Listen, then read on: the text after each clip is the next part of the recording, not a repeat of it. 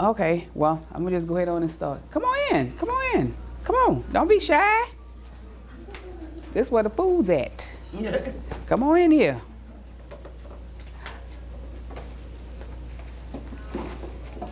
All right, on your seat is the recipe cards. Yo already seated. They need the recipe cards. You got the recipe card? Oh, she got them.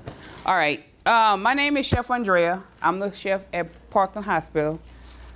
My job is to fix meals for patients for breakfast, lunch, and dinner. That's my job, along with my brigade of cooks. I started at Parkland 8 years ago. Started out as a sous chef, worked my way up to production manager / sous chef. Now I'm the executive chef. There's only one, and it's me. I have a brigade of 30 cooks. This is one of my cooks, which is Lasagna. She's one of my lead cooks. She wanted to come with me today to get out of the house. Like, I won't go so I can get out the house. So she's here with me to help me, to assist me today and help cooking the recipes. Would y'all like a parfait? Okay. There you go. I apologize. I didn't ask you when you came in. You got it? All right. And the items that are on the table are some of the fresh vegetables that we do give patients. I have a set of cooks that are my co-production cooks, and they cut vegetables. They cut celery, onions, tomatoes, bell peppers. That's their job for 8 hours, is to cut, slice, chop, and dice vegetables for patients. Everything for patients does not come out of a can. We cook a lot of recipes from scratch, because when you're cooking from scratch, you can control what goes in that food. You don't have to worry about preservatives. You don't have to worry about additives. You don't have to worry about too much sugar, too much salt. So you can modify it. Some of these over here are some of the spices that we use. I didn't bring all of them because we have like 40 or 50 different spices that we use on various days. I got Old Bay. I got, I think this thyme leaves. We got curry powder because we do some Indian dishes also.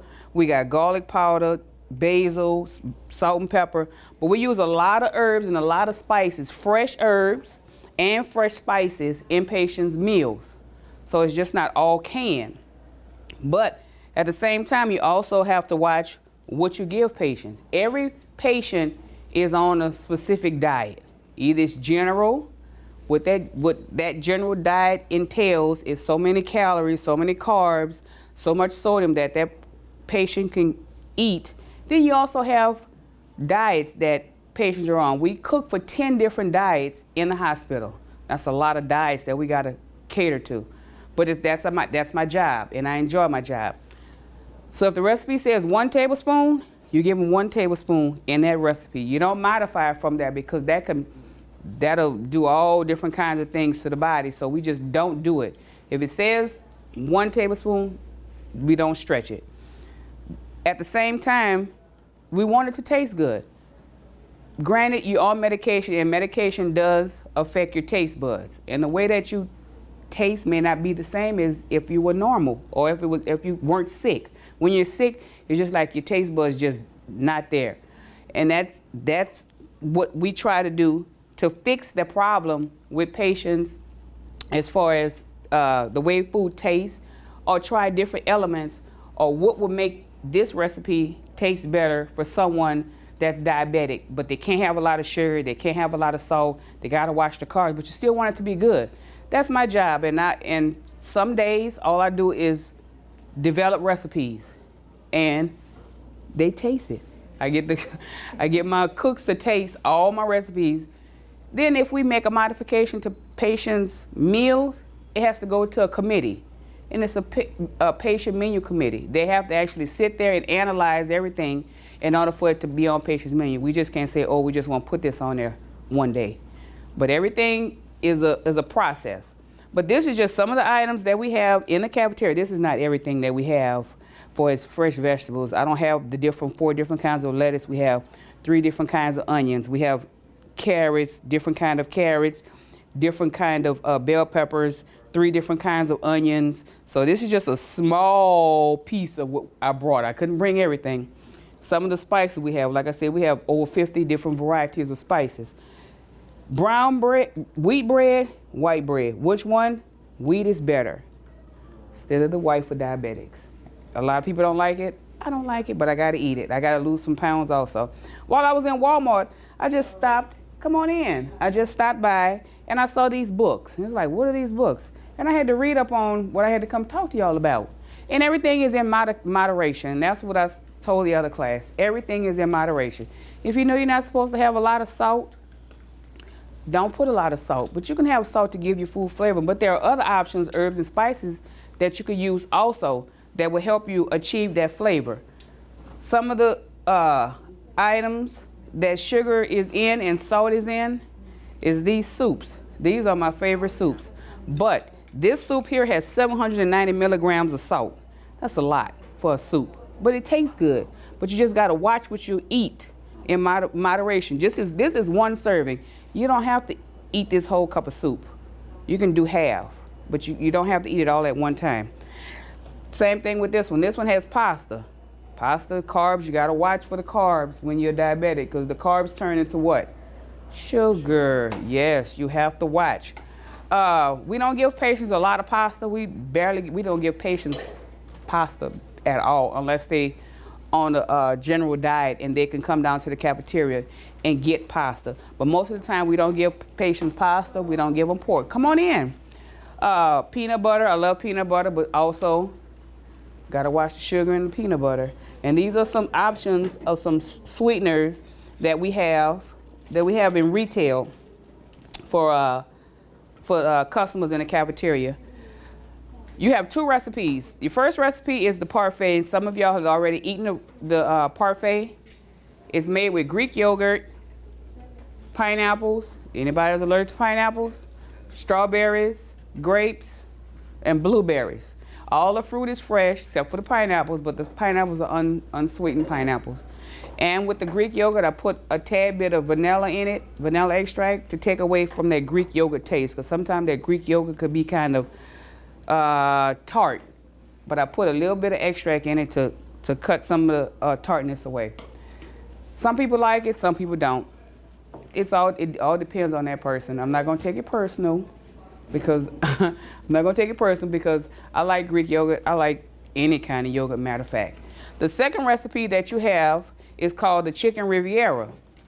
It's a fancy smashy name for just chicken and tomato, like diced tomatoes with black olives, garlic, bell peppers, some Italian seasoning, dried Italian seasoning, salt and pepper, and a little bit of oil.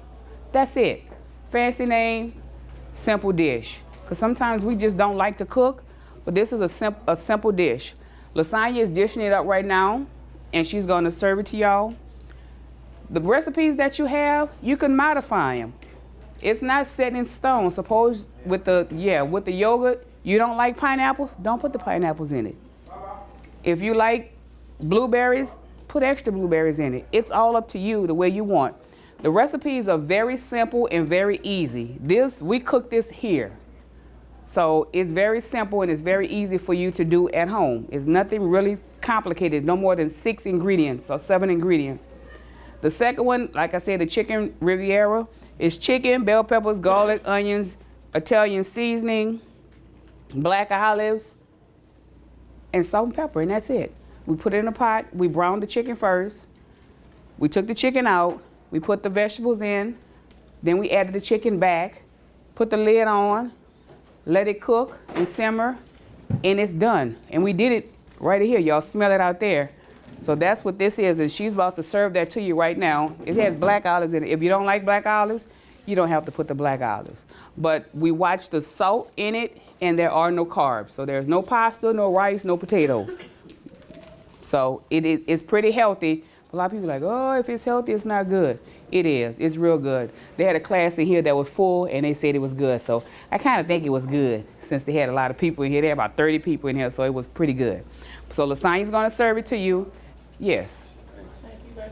And if you're not diabetic or anything like that, and you want to add, you can add pasta to it. You can. Something you can do. Yes.